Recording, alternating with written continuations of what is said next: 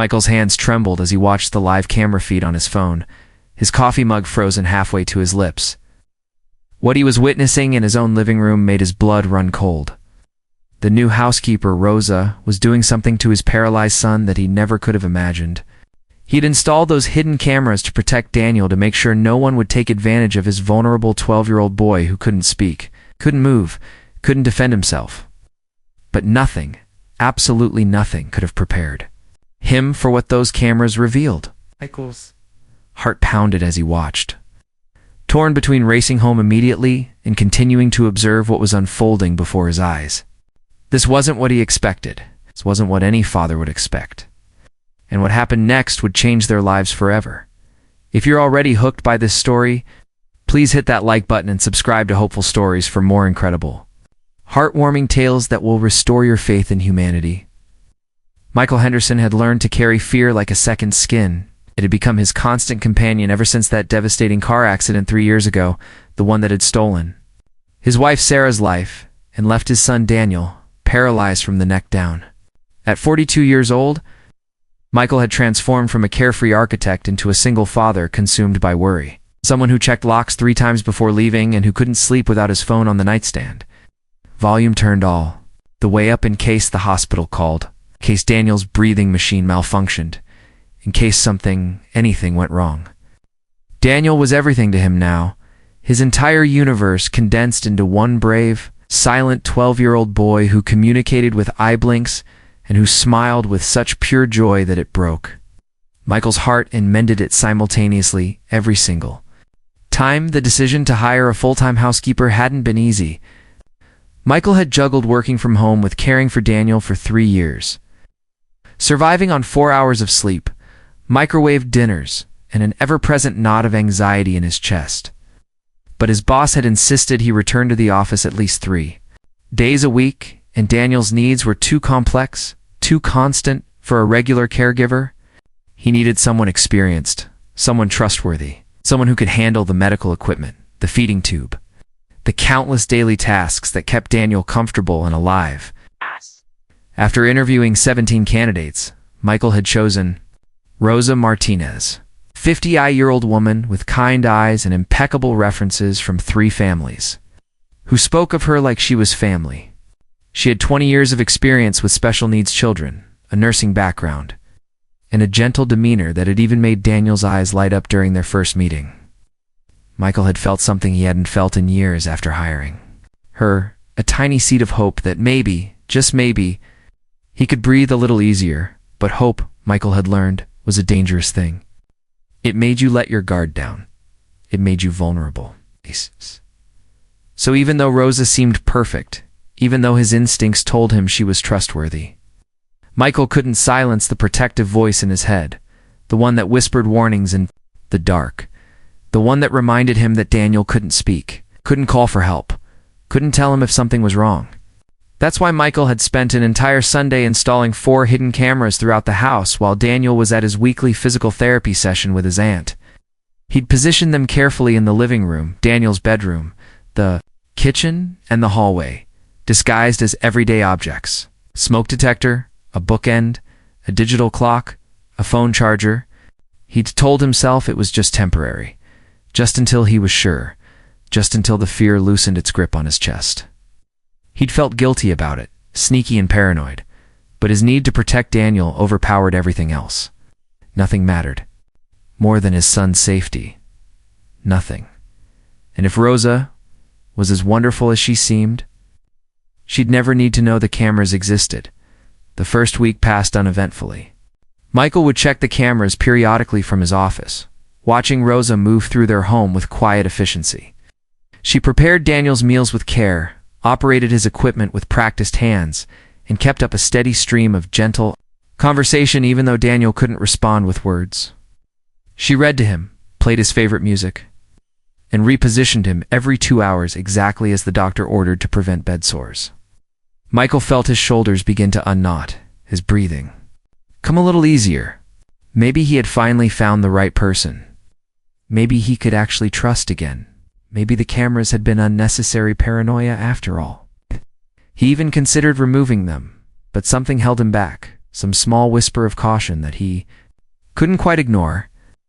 And then, on Monday of the second week, everything changed. Michael was in a budget meeting, half listening to quarterly projections.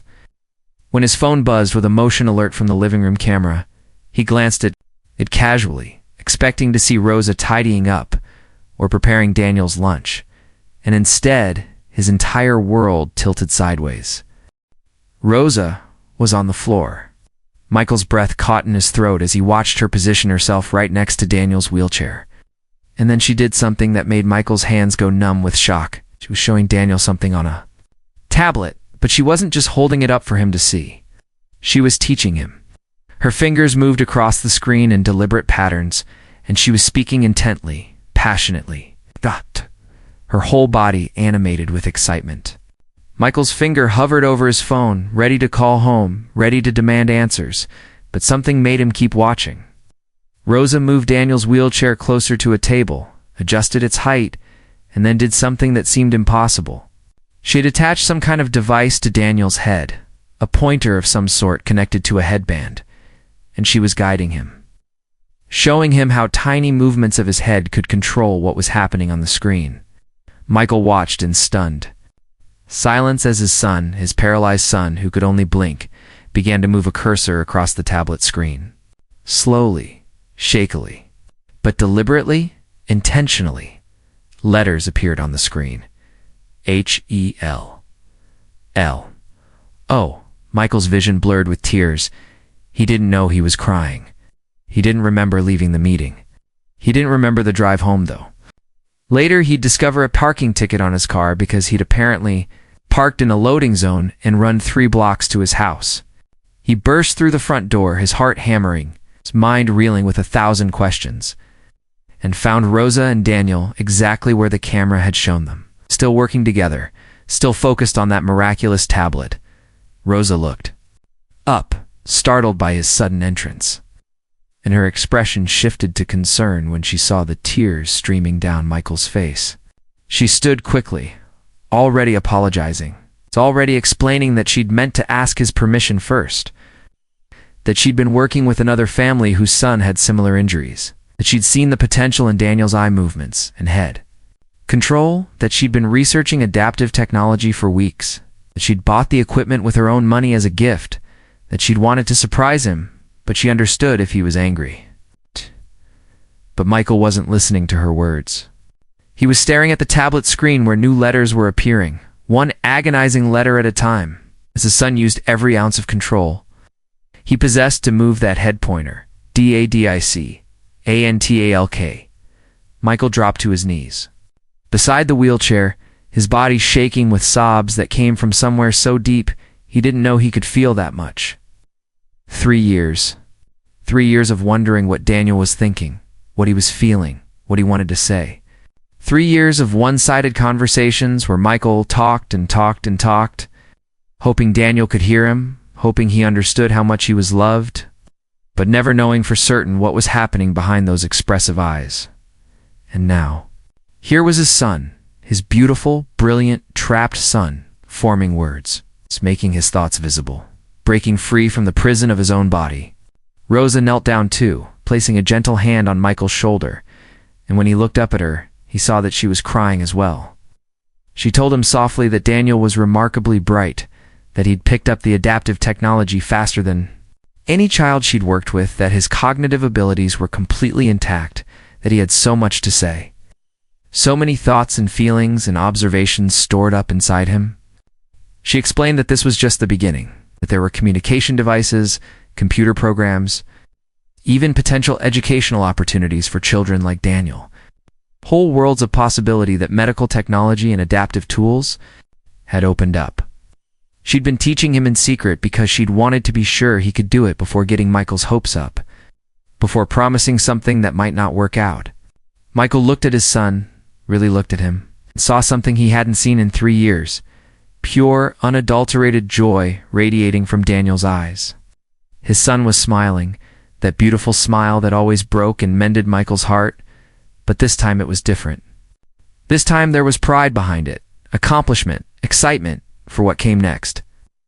Daniel's eyes moved deliberately, looking at the screen, then at Michael, then back to the screen. And Michael watched as more letters appeared. ILOVE, YOUDADT, HANKYOU,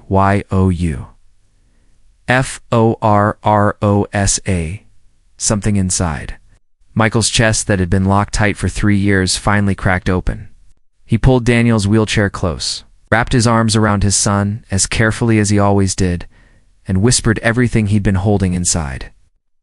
All his fears and hopes and desperate love, knowing now that Daniel could respond, that they could finally have the conversations he'd been dreaming about since that terrible day 3 years ago. Rosa quietly excused herself to make lunch, giving them privacy for this moment, this miracle, this new beginning that she'd given them. Later, after Daniel had painstakingly typed out dozens of messages telling his father about his thoughts and dreams and even making jokes that had Michael laughing through his tears, Michael found Rosa in the kitchen and simply said, "Thank you." But those words felt impossibly small for what she'd given them. Over the following months, Rosa became more than an employee, she became family. She worked with Daniel every day, expanding his communication abilities, researching new technologies, connecting them with specialists and support groups. Daniel progressed from the head pointer to an eye gaze system that tracked his eye movements and let him type even faster. He started taking online classes, made friends through disability forums, even started writing poetry that left Michael in awe of the inner life his son had been living in silence. The hidden cameras were never mentioned, though Michael suspected. Rosa had figured out they existed, removed them all one Saturday morning, no longer needing artificial eyes to tell him what his heart already knew. He'd hired Rosa to protect his son, to keep him safe from harm, but what she'd actually done was so much greater. She'd freed him. She'd given Daniel a voice, given him connection to the world, given him a future that Michael had stopped letting himself imagine. And she'd taught Michael something crucial about trust, about hope, about how sometimes the very thing you fear, letting someone else care for the person you love most, is actually the door to miracles you never saw coming. This story reminds us that sometimes our deepest fears can blind us to the most beautiful possibilities. If this story touched your heart, please hit that like button and subscribe to Hopeful Stories. We share incredible real-life tales of kindness, courage, and the extraordinary goodness that exists in ordinary people. Don't miss out on stories that will inspire you, move you, and remind you why humanity is worth believing in. Subscribe now, and let's spread hope together, one story at a time.